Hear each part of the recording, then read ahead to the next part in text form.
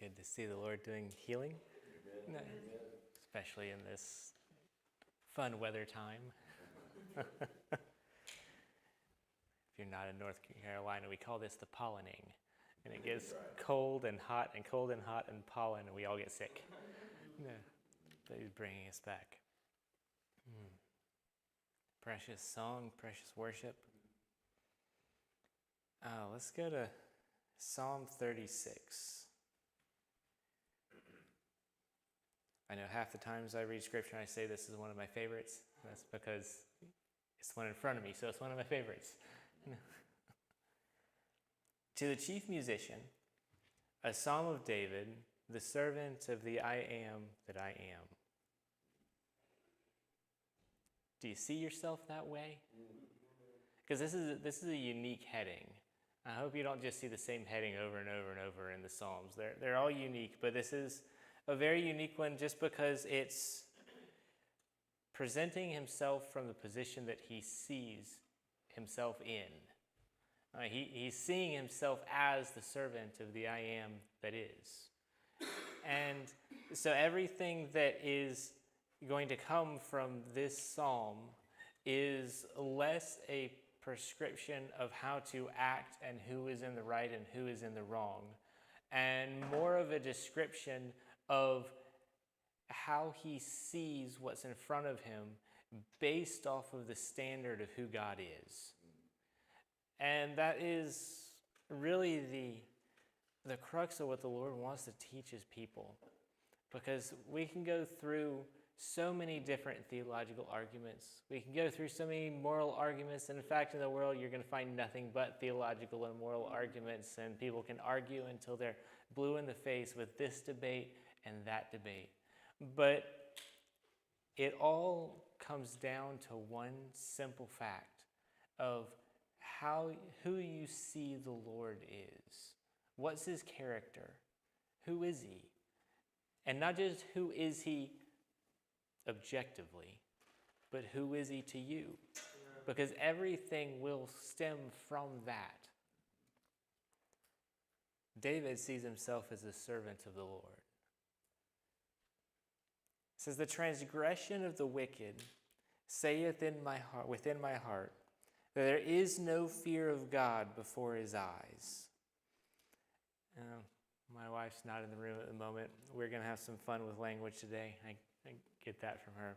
This is a very unique verse, simply in that the speaker of this verse is the transgression itself. He's actually saying that the transgression is speaking to me. That's the way the language is written. It's not just a statement of discernment that because I see transgression, I discern that that person does not fear the Lord. That's not the way the verse is written. The verse is written in the fact that that behavior itself speaks to me. And that which it is speaking to me says not just that they know God and refuse to fear him, but it's almost like they don't see him at all to fear him. That's right. So the transgression of the wicked speaks to me in my heart. It shows me a truth. That there are a people that can act as if God is not right in front of them. That they can live the entirety of their life with the viewpoint that they are all that is. That they have to start someplace. They know that there are these topics of good and bad. They know morals. They know right and wrong. They know that there are all of these humanly philosophical issues that they've got to wrestle with so that they can see themselves on the right side of whatever they're looking at. But fundamentally, they are looking at the world as if there is no God that they have to deal with. And their behavior speaks this to me. Their behavior shows me, their behavior tells me that they don't fear God. And it's not possible to see God and not fear God. Just like it's not possible to go to the Grand Canyon and not have at least some sense of awe. It's magnificent. It is awesome. Even if you are not a fan of nature, if you just stand there and look at it, you're going to go, wow, this is huge. This is amazing. There is no way to not react to the presence of God. And so to live a life that seems to be devoid of that interaction, you can almost hear the amazement in his voice. That it's almost like he's seeing somebody honestly say 2 + 2 = 5. It just doesn't make sense. But this is what he's from their behavior, that they don't see God. They don't understand him, and they don't hear his voice. And that should be, especially to David, who is already identified himself as the servant of the Lord. That's quite a few steps beyond acknowledging his existence. That's quite a few steps from having to respond to him and having to react to him. We're talking way beyond that into loving submission to the point of identity, of this is who I am, this is what I do, that everything that is in front of me to do is in worship and service of him. And I bet you we could go through for hours with David, the servant of the Lord, telling you the character and nature of the one he serves. Oh, I bet he could talk for hours about how he was in the forest and he was practicing his slingshot. And remember when I got that bear? You remember when I got that lion? Well, before we get to Goliath in that story, he can tell you about the God that makes his shot true. You can long before he gets to be that one where he's playing the harp just to soothe Saul. Long before he gets there, I bet you he could tell you about the preciousness of worship before God, just in the woods, in the fields with his harp, just him and the Lord. I bet you he could just spend hours talking about who he is, and then looking at the behaviors of others who there's no connection between the character of their God and what they're doing. And it seems like just this foreign nation. It's almost like if all you've ever done is grown up reading the English alphabet, and all of a sudden you see Cyrillic, and you're like, what in the world is this? This is just a foreign concept that I can't wrap my head around. It's a completely different alphabet. I don't even know where to begin. That's sort of the description that we've got going on here. That the description of the transgression of the wicked saith within my heart, they're living in a completely other reality than I'm living in. That I can't even understand how they can get to that point. Because if I was in their shoes, I would have to deal with it this other way because of what I know of my God. Yeah. Because of what he said, because of what he did. That their choices aren't even an option for me. I don't even understand how somebody could go there. Because I'm not alone. I'm not abandoned. He loves me. He's with me. Yeah. But that doesn't seem to be true for them. There's no fear of God before his eyes. He flattereth himself in his own eyes until his iniquity be found to be hateful. The words of his mouth are iniquity and deceit. He hath left off to be wise and to do good. Now, before we just get into this and feel like David is insulting the wicked, all right, because at first glance, that does seem to be what's going on, that he's flabbergasted and he's just putting down everything they're doing. I want you to, this isn't going to be too difficult, because if you see things from the presence of the Lord, then this is daily life for you. You're walking around and you see people making choices, beliefs, they're just living their life. And it's evident by their life that God is nowhere to be found. That they're just, at best, they're just humanly doing the best they can, going about life, trying to feed their family, to get in as little trouble as possible, or maybe to get as much as trouble as possible, depending on the person. But they are coming from a place where they have nothing outside of themselves to govern them. And coming from the place where they have nothing outside of themselves to govern them, other than those, governmental rules that are enforced upon all of us, but as far as their internal personal drive, they have nothing in the way that you have something. Because you have a loving God that walks with you, talks with you, speaks to you, loves you, corrects you, disciplines you, shows you his presence. You have the presence of God. They have nothing. And yet they still have all of the same needs to get through life and do things as you do. You're driving on a full tank of gas, they're driving on an empty tank of gas, but somehow they've still got to go forward. All right? So what are they going to do? Well, God's not talking to them, at least from their perspective. They're not hearing that. They're not seeing that. They got to talk to themselves. They've got to tell themselves who they are. If they need to be a good person, they tell themselves they are a good person. If they need to be a strong person, they tell themselves they're a strong person. If they need to be taken care of, they tell themselves the things they need to hear so that they can feel taken care of. They become to themselves what they believe they need. All right? This word flattereth, actually, a more modern word for that would be to smooth. They smooth out the wrinkles in their life so that all the things that they see about themselves in their life, they can gloss over them. They can smooth them out so that in their eyes, they can stand themselves and as being justified and worth it because of what it gets them and what it gets them through.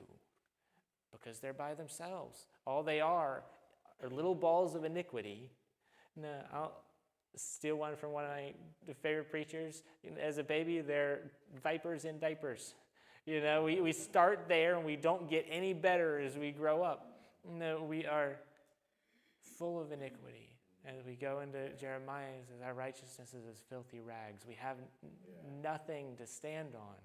And yet they have to live.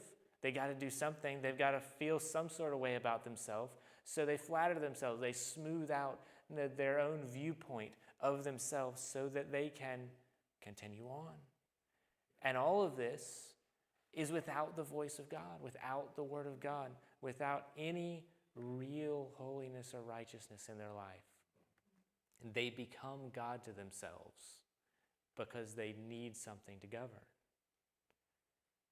He flattereth himself in his own eyes until, and this is different for every person now, but there is a level of iniquity that is valued in the world. That if you're successful in your iniquity, people will look up to you and will overlook your flaws and will overlook, there's some wicked sin that will be overlooked because you're good at making money, or you're good at making music, or you're good at doing all these things. There's something about you that people get from you that they value and they appreciate. We can go into that debates of the artist versus the art. And at what point does the artist become such a bad person that you're not allowed to like the art anymore? All sorts of human debates that go on about this, but there is so much iniquity that is just normal, that when we're looking at ourselves or when we're looking at others, we will smooth it out, we will flatter it, we will ignore it, we will overlook it because what else is there to do? I value what I get from this person. I value what comes out of me. There's something about it I like. So we're just going to continue to tell our own story to ourselves over and over again until all of your politicians know this one. I don't care if you're left or right. Everybody operates on this one principle. If you state a lie long enough, it becomes the truth. Every politician has done this for all of time. Whatever they want to be true, they just say that over and over and over again and hope the people that are smart enough to look at the facts are the fewer number of people in the population. Now, But that's what we do. We tell our story over and over again. We tell ourselves the way we want to be and we write our own history and we believe it. I always say the scariest person you'll ever meet is somebody who drinks his own Kool-Aid, who believes his own sales pitch. That's the scariest person in the world. But to a certain degree, we have to do this in order to stay sane and overlook our flaws so that we can see ourselves as the good people that we know we are. He flattereth himself. But there comes a point where your iniquity and your wickedness gets so large, it's so visible, you can't smooth it out anymore. And then you got to go on to the next person. But that's what we've got here. He flattereth himself in his own eyes until his iniquity be found to be hateful, until it just gets so overwhelmingly there we can't ignore it anymore. And then you have your nervous breakdown, then you get out of the public eye, then your life changes, then you go to AA, then whatever. But there's a breaking point. The words of his mouth are iniquity and deceit. This is how he flatters himself. He has left off to be wise and to do good. And he describes this as purposeful because there is no good in him. There is no wise in him. That's all he can do. He deviseth mischief upon his bed and setteth himself in a way that is not good. The way the English language works, that sounds like the most incredible understatement in the history of the world. Until you understand the Old Testament definition of good as perfect. All right. But what we're just describing is this is how we know we are one of the most spoiled nations on earth. Because if you are in slavery style, you're waking up, you're going to work in the mines for 14 hours a day, and you're coming back home. Outside of getting through to eating your next meal and getting through the day, you don't have a whole lot of time for anything else. But we, in our great wisdom here in America, have made a lifestyle out of this. All right. Now, I'll go back to an old example since there are very few people in here from my generation, so I guess that's a safe definition. This is Tumblr. Anybody remember that? This is blogs. This is all the conversation that goes on while you're playing Call of Duty with your friends. This is all of talk radio. This is all of fan fiction. This is all of most of the self-published fiction that goes out there. If you don't know any of these phrases that I'm saying, don't worry, you're safer. But this is wish fulfillment. If you don't know what Tumblr is, it's an old blog style, where it's like a lifestyle blog. Now we make blogs about topics so that we have a page that ads can go to so that you can make money off of the stuff you don't really care about, but for some reason a lot of people Google. But back in the day, we had message boards and we had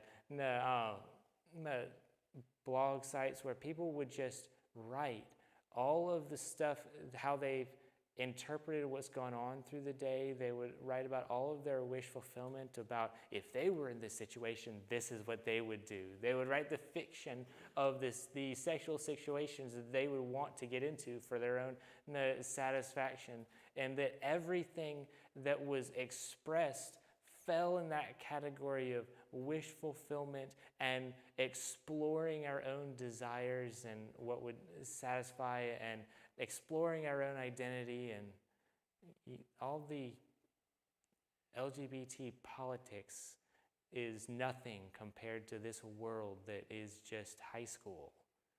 And then you got your adult version of it, which is talk radio and all these things. But it's a wish fulfillment. It's fantasy. It is the story we tell ourselves about what would satisfy us and what we should do about it. And if I can't actively do it behaviorally, I can think about it a lot, and I can write stories about it, and I can read stories about it, and I can have a really active fantasy life in my mind that is more in tune to how I wish I really was. And I tell you, that's the foundation of the majority of the American experience for the last 30 years, at least. Right? We used to joke that my entire generation was handed, before it was Facebook, it was MySpace. All right? And there's one thing that doesn't exist on Facebook, it exists there, is they would open up the code of the page, and you could change like the HTML code on the page so that you could make it like your own unique place and change the colors and change the design and all that. Nobody taught us how to do that. Nobody took any HTML lessons at all, but every high schooler could write code magically. It's like we all like learned from the ether just how to change all of the internet code on these pages. We put a lot of effort into it. In America, we put so much effort into the fantasy of who we tell ourselves we are. And we put so much effort into, if I was in this situation, that's how I would have handled that. That guy wouldn't have got the one up on me. We can go through all of the different pages of the unjust ways police officers deal with people, just for the purpose of, if I was in that position, I would have told this police officer this, and I wouldn't have been taken advantage of that way. We provoke these things. The adult version of this, again, is not just social media, but the talk radio, where we talk about how bad this situation was, and we analyze how wrong these people were, and if we had been in there, it would have been different, and we've got to fight this wickedness in our society, and we got to fight that wickedness in our society. You might as well be cosplaying military. It's who you're telling yourself you are so that you can like your own self-image.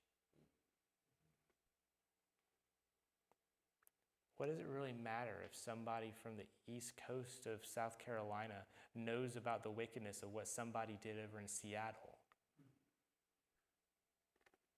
Who cares? That person in Seattle, that's got to be dealt with. But the fact that you know about it over in South Carolina, it makes you feel better and superior to know it, and how you're not going to do that. I have no other English word to say it, so I apologize for the PG-13 language, but it's just spiritual and emotional masturbation. It's trying to make me feel strong and good. And that's what we teach kids to do from middle school on, to explore their own lust, to explore their own identity, to explore everything. And we teach them how to do that politically. We teach them how to do that socially, in everything. He deviseth mischief upon his bed. That's what's being described. He setteth himself in a way that is not good, all because he doesn't abhor evil. He abhorreth not evil. And it's easy to say the reason he abhors not evil is because he is a lost, wicked, iniquitous sinner. That's true. It's also just a condescending, insulting way to look at things. He knows not good. If you don't have God, guess what? No good in your life. You only have evil. If you only have evil, it's not insulting to say he doesn't abhor evil. He would have to abhor everything in his life and be in torment for all of his. He would have to face reality. And we don't do that.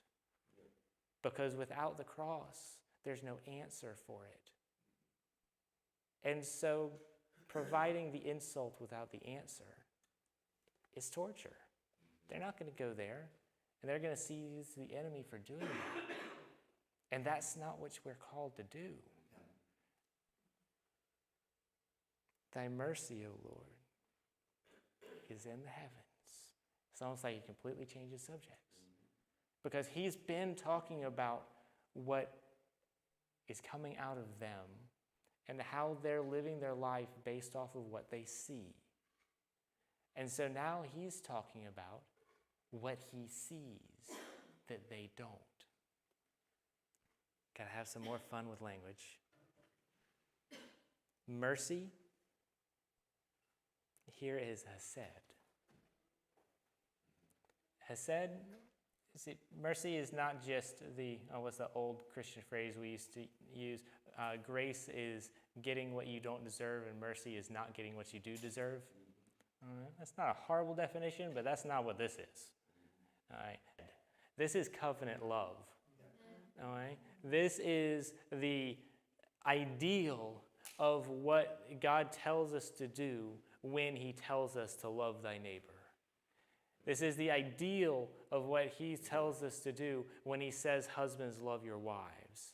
This is the ideal that he embodied when he says he loved you first. This is a covenant, contractual love that each person is obligated to care 100% about the other and none for himself. That the idea, that childish idea of love, where he says, I love you, so I need you and I need to be around you, automatically says, I feel this emotion of love, so I need. God's love is not that way. I love you, I value you, so I give. Full stop. The ideal for us is for both partners to be doing that. I love, I value, I elevate, and I give. Because I have set my love upon you. Not because I'm around you and I feel butterflies in my stomach, so I want to get from you, but because I'm around you and I see you for who God made you to be.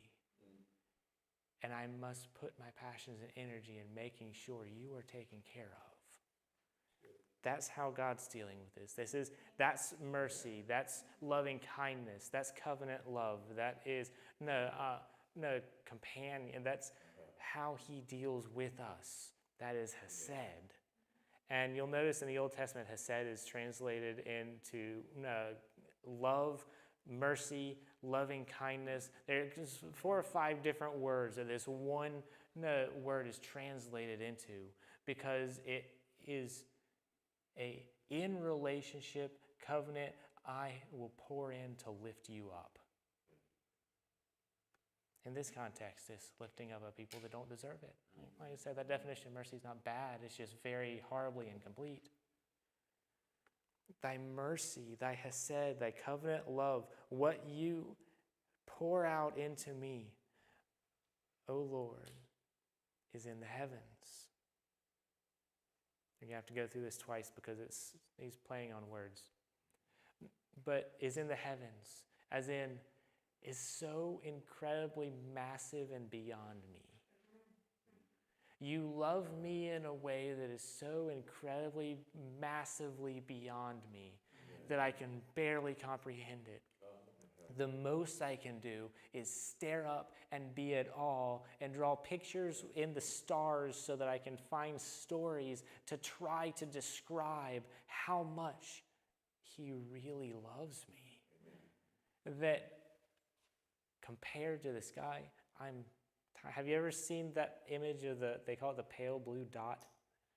Have you ever seen that image? It's the image from the satellite, however far away, and you see all the stars, and then there's this arrow point that you have to put the arrow in so you can see that way down, like in the center of the screen, there's this one little blue, looks like a little blue star, and that's Earth.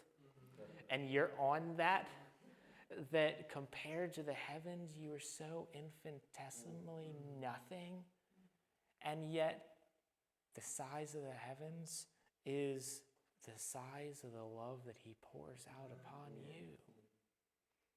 And again, we're just starting to describe how he sees his God. See, he's already described the life of a person who doesn't see God at all. Now he's starting to describe the perspective of one who sees nothing but his God. Thy mercy, O Lord, thy love is in the heavens. and thy faithfulness reaches into the clouds. Still above him, still beyond his grasp to even comprehend, above the clouds. It's not just, here's a description. Heaven is one of those difficult words because it can be meant in the scientific sense of space. And you've got the different levels of the heavens and depending on how many miles up you go and all of that stuff. But then you also have it as a description of the spiritual throne room of God. All right? So he is describing this not just as the magnificent, huge beyond me, but he's also describing this from the position of extremely far away, unknowable, and untouchable to breaking into my world. To breaking in from the spiritual to the physical, so to speak. To breaking in from the heavens into your reality. That his mercy, his love is not this ethereal thing, this untouchable, unknowable beyond you that can never be experienced. That he purposely set his love upon you, and knowing that you were so incapable of receiving it, came to you to make sure you did. Thy mercy, O Lord, is in the heavens, and thy faithfulness reaches into the clouds. We read that and we think reaches into the clouds. But no, he's talking about reaching into the clouds.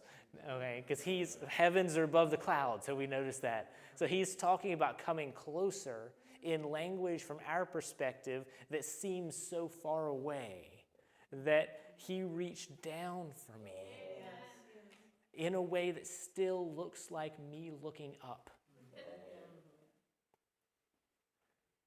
And thy righteousness is like the great mountains. Have you noticed? We are now out of the sky, we're out of the clouds, and we're on the ground now. All right? So you see this directionality of huge and unknowable to huge and beyond our grasp to huge bedrock of foundation, but also, we don't have time to do it, but no, I'd love to go back into the study of the two different mountains that were there and how he so much describes the presence of God on one mountain and the presence of the enemy on the other mountain, and he constantly asks, which mountain are you from? Are you from the mountain of God, or are you from the other mountain? Are you going to worship here, or are you going to worship there? And it is the foundational, solid bedrock law of God, the righteousness of God, cannot be moved unless we go in. The only way it's moved is by faith. We had a message on that a couple Sunday nights ago. No, the faith that would move mountains. Here he's describing the mountains as faith. Yes. Why there's that connection there. The faithfulness reaches unto the clouds. The righteousness is like the great mountains. And thy judgments are a great deep. Oh, deep in the metaphorical sense, as much as it is, wow, that's deep, man. I don't know how else to phrase that. All of his words and wisdom are so incredibly meaningful, impactful, and you can just study them for hundreds of years and still not mind all the depths of the wisdom of God. His judgment are as the great deep, as in where he descended to between the cross and the resurrection to steal the keys of the pit of death, hell, and the grave and conquer the enemy so that you would never have a grave to go to.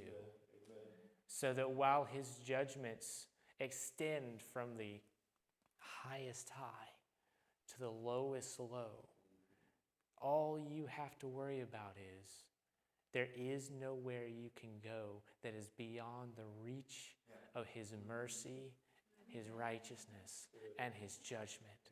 From the highest high to the lowest low, you will find his passion everywhere for you. Someone came from where you could never get to. And he went to where you had no choice but to go. And he conquered it all. And he established it in his righteousness, and he established it with judgment. And always know, there's just something about the sinner that sees the word judgment and automatically sees my enemy who is trying to overcome me. But in all of the Old Testament and the New, judgment is a good thing. Judgment is how he restores, how he sets right. And in doing so, it's always done for your good. There's going to be a day where every knee will bow, every tongue will confess, and every man will be judged. And if you are found not his, you will be cast into an everlasting fire. That is the only judgment that will ever be against you. Every single judgment of God until we get there is for your good and for your life. That's why we preach such a good gospel now, to rescue. And the rescue, if you get down to the point where what you need to be rescued from is judgment, then I guarantee you don't understand the gospel. Because that judgment then is a final rescue. You need to be rescued now. Because without this, there is only, he devises mischief upon his bed and setteth himself in a way that is not good, because he abhorreth not evil. That is the only other option. Because he is the only source of good. He is the only source of righteousness. He is the only source of judgment. And without him, all you have is getting by the best you can until the final judgment. You can't know love. You can have some sort of temporary connection. You can have some sort of Greek version of infatuation, which is what we call love nowadays. No, because it makes me feel certain emotions and makes me feel a certain way.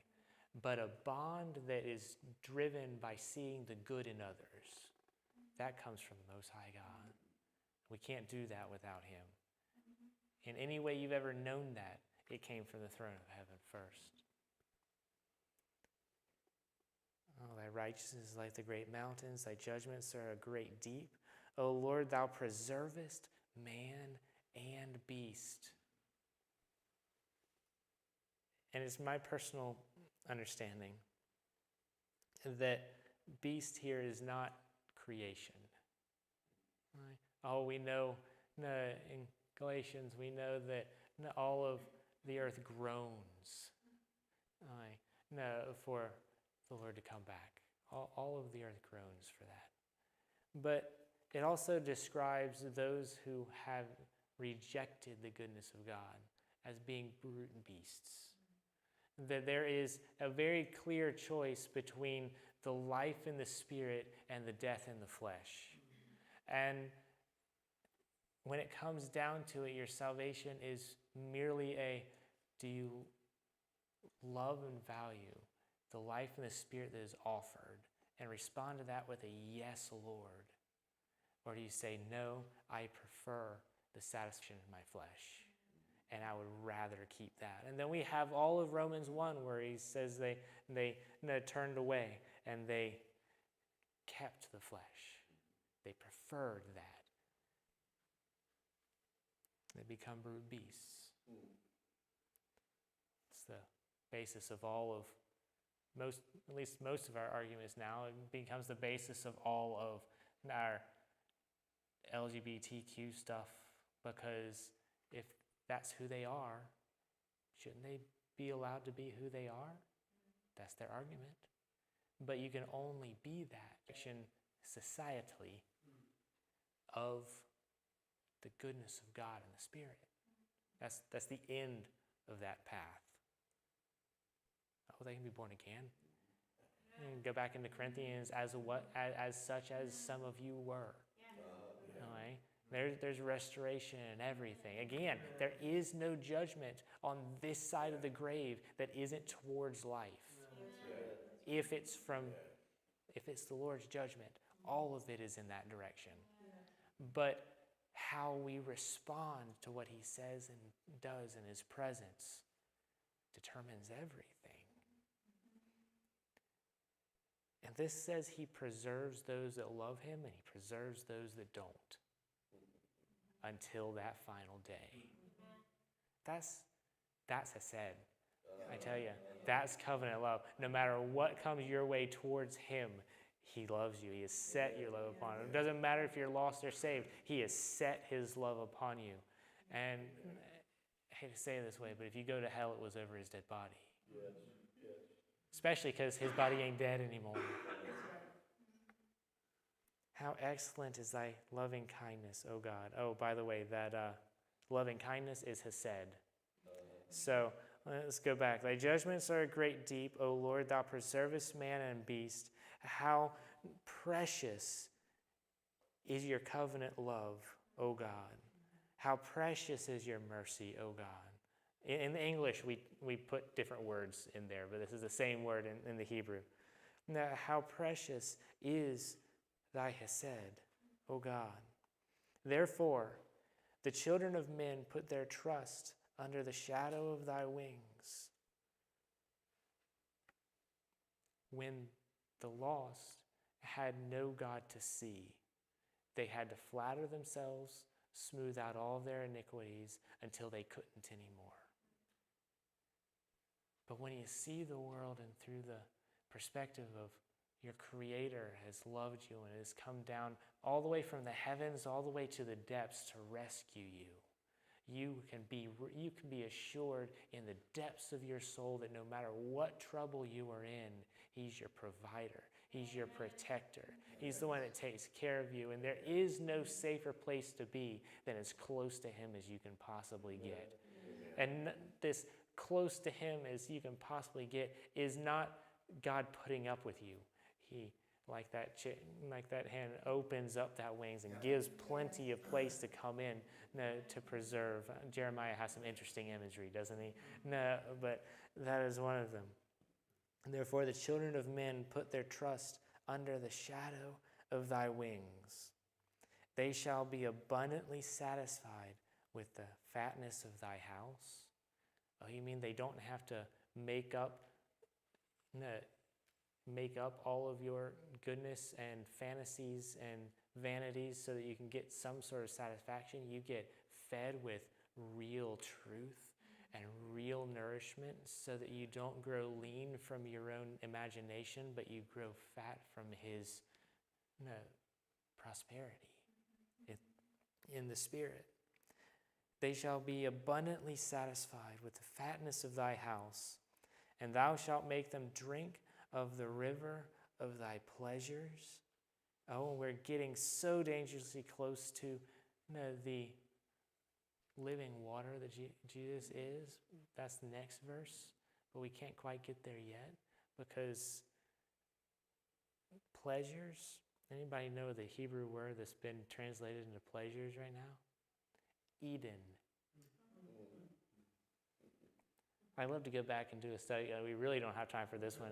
To go back and do the study of how the entrance into the temple was designated as to be the same place that they had to leave, the gate that they had to leave Eden from. So going back into the presence of God was him bringing his people through the sacrifice back into the perfect pleasure of the Garden of Eden. That's a fun study. But thou shalt make them drink of the rivers of Eden, of the place that he had always designed for you to thrive. Amen. For with thee is the fountain of life. Oh, now we're on to the living water that he said that he was if you drink of me again. For with thee is the fountain of life, and in thy light we shall see light. Because he was the light and the life of men. He was the light, and the life of man. He was the one, he's the source of the breath that was breathed into you to make you a living soul. He was the original, he is the source of every single bit of life and light that is found in you. That had to be quickened again, but he's the source. Oh, continue thy loving kindness, that's Hesed again. Oh, continue that which is in the heavens, that is bestowed upon you, the level of love that is in the heavens. Continue that with me. Because we're not there yet. If you've noticed, we're still stuck down here. There's still quite a bit of suffering. There's still quite a bit of iniquity. There's still quite a bit of curse. There's still all sorts of stuff going on down here. So while they don't see you at all and have to do the best they can, and the best they can is killing them, you see him, hear him, walk with him, talk with him, and are preserved, are prepared, are provided for, are fed, are nourished, and you know him. And so seeing those two different ways of seeing the world, knowing that those are the only two different ways of seeing the world and who you are in it, he makes this plea. Oh, continue to love me. That's basically what he said. Oh, continue thy loving kindness unto them that know thee. He's just describing how, so he's basically saying, I need you to keep loving me. And thy righteousness to the upright in heart. Let not the foot of pride come against me, and let not the hand of the wicked remove me. Because they're doing the best they can, because we even know from Jesus that sometimes the children of the world are wiser than the children of light. And just, functionally, practically, they can build cities, they can build everything from the great big hydroelectric dams to the nuclear. They can build all sorts of stuff, and they can conquer, and they can rule nations, and they can manifest their iniquity in all sorts of ways. But you're my provider and you're my protector. And no matter what happens in the world, as long as your loving kindness is poured out on me, I'm okay. No matter what I'm walking through, if you're walking through it with me, I'm okay. No matter what they say to me, as long as you're speaking to me, I'm okay. No matter what they do to me, as long as you're with me, I'm okay. Oh, continue thy loving kindness unto them that know thee, and thy righteousness to the upright in heart. Let not the foot of pride come against me, and let not the hand of the wicked remove me. And if you would just write in a little exclamation mark after the next word, you'll get more of what it's attempting to say in modern English. There. That's the place. It is there that God has won the victory. There are the workers of iniquity fallen. At that moment, as soon as the loving kindness of God is manifest, the enemy has to flee. Amen. He can't come any closer than that. They might be able to damage this flesh. They might be able to, in the worldly sense, rule over the world, because that's what they do. They cannot remove you from the hand of God. They can't take you from the shadow of his wing. They cannot overcome your Savior. So it is at that place.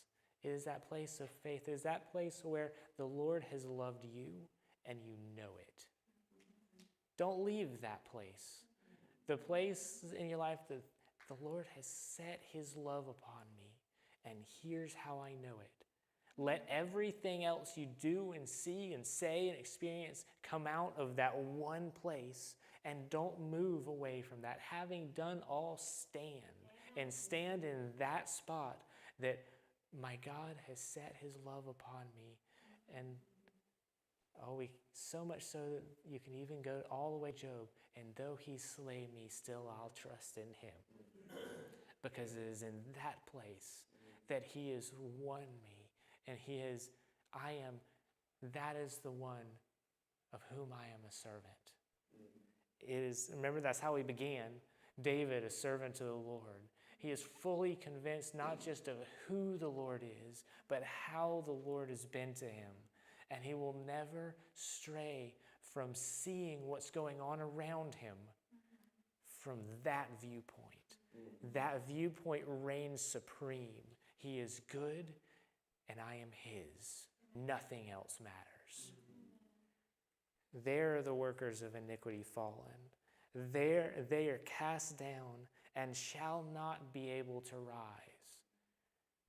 Because right now he preserves me, and in his goodness he preserves them, so that they might not always be the wicked that they are now. But there's coming a day when every knee will bow and every tongue will confess that Jesus is Lord. And those who, how did it say? Oh, continue thy loving kindness unto them that know thee. Everyone that he knows, everyone that knows him will be established. And everybody that doesn't know him, because that's how it describes the wicked, as if there is no God there. Everybody who does not know him and is not known by him will be cast in eternal fire. If you need to know him today, our evangelist will tell you all about him. I hope you've been hearing me tell you all about him. And if you've been loved by him, even if you don't know as much scripture as you probably should, let's just start with learning about the character of the one who came to save. And I guarantee you, if you study the scriptures from the perspective of who is this one that would dare love someone such as me, you'll have everything you've ever needed. Amen. Amen.